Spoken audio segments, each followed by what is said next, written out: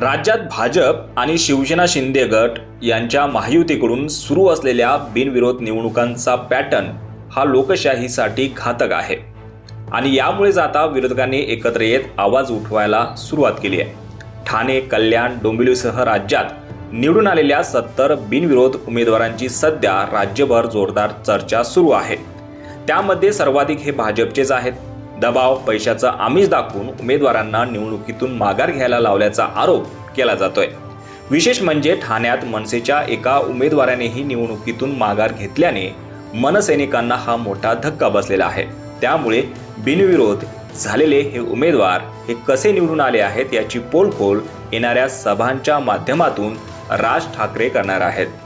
राज ठाकरे आगामी प्रचार सभांमधून कॉल रेकॉर्ड आणि व्हिडिओच्या माध्यमातून अनेक महत्त्वाचे पुरावे जनतेसमोर आणणार आहेत। कारण राज ठाकरे यांच्याकडे ठाणे आणि कल्याण डोंबिवलीतील नेत्यांनी हे पुरावे सुपूर्द केले असल्याची माहिती मिळत आहे।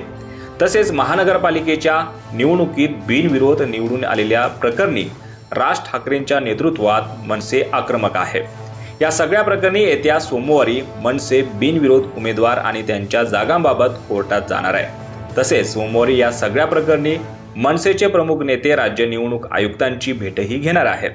राज्यातील महापालिका निवडणुकांसाठी मतदान होण्यास अवघे 12 दिवस शिल्लक आहेत आणि निकाल जाहीर व्हायला 13 दिवस बाकी आहेत। मात्र या निवडणुकांआधीच राज्यभरात एकूण 70 उमेदवारांची नगरसेवकपदी बिनविरोध निवड झाल्याने अनेकांच्या भुवया उंचावल्या आहेत। त्यामध्ये भाजपचे सर्वाधिक 44 बिनविरोध नगरसेवक आहेत। दरम्यान याच बिनविरोध विजयी नगरसेवकांबाबत मनसे प्रमुख राज ठाकरे यांनी तीव्र शब्दात खंत व्यक्त केली आहे। माझ्या उभ्या आयुष्यात अशी निवडणूक कधी मी पाहिली नाही। बाळासाहेब ठाकरेंसोबत अनेक निवडणुका पाहिल्या, पण अशी निवडणूक जी इतक्या उमेदवारांना बिनविरोध करते ही परिस्थिती पहिल्यांदाच मी पाहतोय, असं राज ठाकरे यांनी म्हटलंय। ठाण्याचे शहराध्यक्ष अविनाश जाधव, अभिजित पानसे आणि माजी आमदार राजू पाटील यांनी आज राज ठाकरेंच्या शिवतीर्थ या निवासस्थानी भेटीसाठी गेले होते। या भेटीदरम्यान राज ठाकरेंनी बिनविरोध निवडीवरून हे वक्तव्य केलं आहे। याबाबत तुम्हाला काय वाटतं? तुमची प्रतिक्रिया कॉमेंट सेक्शनमध्ये नक्की कळवा। धन्यवाद।